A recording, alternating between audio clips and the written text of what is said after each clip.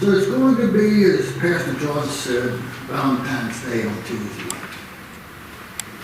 A day for love, a day for romance, a day for all the men of the church that spend their estimated $140 this year on flowers and candy and cards and food. And good luck on that one. Now, I believe it's also the day friend Lonnie got married. That's correct. My parents got married on Valentine's Day also, but it wasn't the romantic part of it. It was, my dad was a practical man. But Valentine's Day that year was on a Thursday, so they had a small family ceremony at my grandparents' house. That way, they could leave on Saturday and get a free ride to Florida with a friend of his so they could go to a revival. Whereas my mom got pneumonia and sat in the room all week coughing until she cracked a rib. So.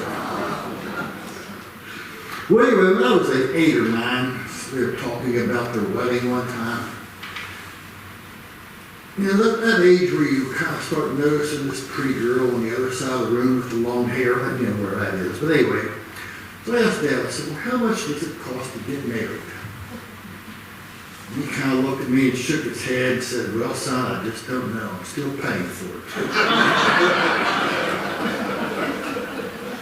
But did you know Valentine's Day started out as a religious holiday? Now, Valentine's Day is named after St. Valentine. St. Valentine was a bishop in the 3rd century. And very little is known about his life. But one story is that when he was on house arrest, he was tested by the judge as to his religion. And the judge brought in his blind daughter and said, you know, if your religion's so great, heal my daughter. And St. Valentine did. He restored her sight. The judge then removed all the idols from his house, and he and his whole family got baptized. Then another story holds that he was marrying young couples so that the men wouldn't have to serve in the military. Now, this didn't go over too good, so that and some other acts, he ended up in jail and was sentenced to be executed. And he was killed on, when else, February 14th. That was in 269, 270, 273, or 280. No one knows for sure because there's very little records from that. On the day of his death, he wrote a note to a little girl that he had been tutoring, and she also had her sight restored. And he signed it, do you want to guess? From your Valentine. Got to be true, it's on the internet. Well, during this time, there was also a Roman pagan festival going on February 15th. And it was celebrated in ways we just can't discuss here. So in the 5th century, the Pope decided to have a celebration on February 14th for the martyrdom of St. Valentine. And also to counteract the pagan festival on the 15th.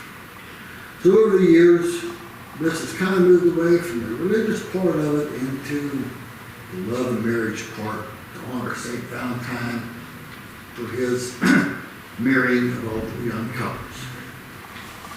So anyway, that's your history lesson. Now for today's scripture. To understand today's passage, you really have to think about the church in the 1st century and why Paul wrote a letter to the Corinthians. This is the very beginning of Christianity. You had churches being formed because there was no other guidance. They were formed as local churches. And the people, the members, the Christians, were converted from other religions. Mainly the Gentiles and the Jews were converting over to Christianity. There was no pope. There was no Methodist denomination. There wasn't a book of discipline to go by. These churches are being guided by the apostles. Each church basically was on their own with whatever guidance they got. So Paul was hearing rumors about the church in Corinth. So he wrote a letter to point out what he was hearing, what they were doing wrong, and what they should be doing to do right. He identified at least 15 different areas.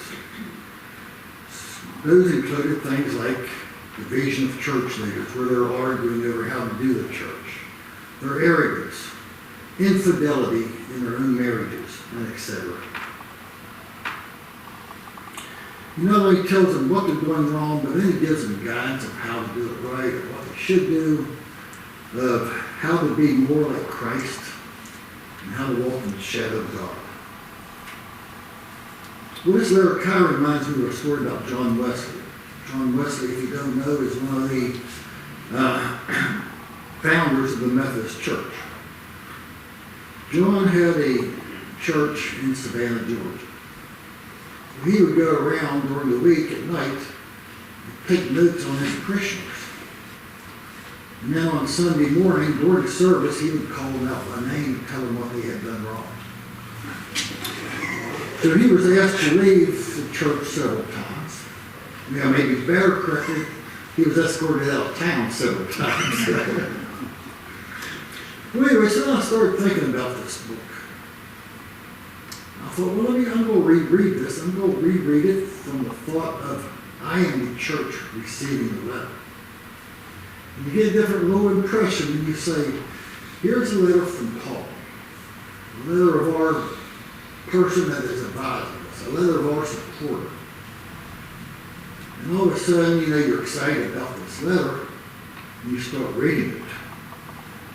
And the way we kind of read it now would be, starting out as you have your normal, hi, how are you? Hope all is well with you. And then it goes into, I heard from the grapevine, and you are not very nice people. Here's what you're doing. And then he admonishes them, he goes over it, he lists, like I said, at least 15 things, but he also tells them what they're doing right and how to be better Christians. So after going through all of this, at the end of chapter 12, he says, and yet, I will show you the most excellent way. And that's where our passage takes up today. After he said, I will show you the most excellent way. So it starts out, the first part of this reading today, talks about why love is essential. Love is essential to every one of us. Love is essential for your relationships. Love is essential in your life. Love is essential for whatever you do and whoever you are with. As Paul says, if I do not have love, I am nothing. Then we come to some of the most known passages from the Bible. These words are used in almost every wedding. These words you'll see in frames on people's walls, a loving couple behind them, a scenery behind them, whatever. Love is patient. Love is kind. It does not envy. It does not boast. And you know the rest of it. When most people read these, they think of romance. I mean, what else would you think about when you're talking about love, but romance? Paul, I think, had a very different meaning for it. Paul is saying, not just romance, but love your neighbor, love your fellow man.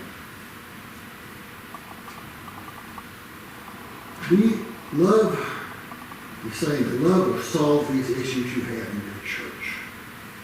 You need to love your fellow man. You love to be patient with your fellow man. You need to love and be kind to your fellow man. You do not need to like him. You do not need to like what he does. But you do need to love him. Remember, he is one of God's children just like you are. No matter what he does, he is still loved by God. Be patient with him. Be kind. Be understanding. And be ready to accept his views. Years ago, I saw a movie about an Amish community. And one of their teenage children had left the straight and narrow and started committing crimes against his own people. He was eventually arrested and taken to court. On the day of his trial, the entire community showed up to support this young man. This young man had done so much wrong. When they asked one of the community why they were there to support this man had committed crimes against him, the reply was, hate the sin, love the sinner. Hate the sin, love the sinner. In this little closed community, they knew the meaning of love. They hate what has been done to them. They hated what he did, the crimes he committed, but they loved him. He was one of God's children just like them. Love somebody who was wrong you, sometimes, man, that is hard. And I mean, you struggle with it. I struggle with it. A lot of times it takes a long time, years, to get over all the things. But you need to come back and still love that person. But let's think about God's love for us. Is God not patient with us? Doesn't he wait for us? How many times have we put God on the back burner and only look to him when we need him? But he is still there. He's still waiting on us. Is he not kind to us? Doesn't he provide for us? Doesn't he forgive us? Where would we be if we did not have God's love? God does not envy us. He has given us what we have, so why would he envy us? We may not have all that we want. But God has given us everything we need. God does not dishonor us. Quite the contrary. God honors us with his presence. He honors us with his love. He honors us especially with his forgiveness. God does not delight in evil, but he does rejoice in the truth. God knows everything in our lives. He knows when we have done something wrong. He knows when we regret it. He certainly does not delight in anything we've done wrong. He knows the good things we've done in his name. He knows who we have helped. He knows when we are sincere. He knows when we are reverent. Steal a line from a famous song. He knows when we are naughty, and he knows when we are nice. God always protects us. He always trusts us. He always hopes for us. He always preserves us. God our Savior. Yea, though we walk through the valley of the shadow of death, we will fear no evil, because God is with us. God trusts us and hopes that we will do the right thing. God is there when we need him. All we have to do is ask. God loves us. So let me leave you with one final question. How many times do you use love in your normal conversation? I love my wife. I love my husband. I love my dogs. I love to eat. I love to go out. I love the beach. I love. Normal conversation. But how many times have you ever said, I love God? The God that loves you. The God that takes care of you. The God that protects you and watches over you. The God that forgives you. The God that provides for you. How many times have you told somebody that you love God? How many times have you told God that you love him? He shows his love to you every day. But how many times have you told him you love him? When you tell somebody you love them, when do you expect to hear that back from them also? Don't you think God would like to hear that from you also? Amen.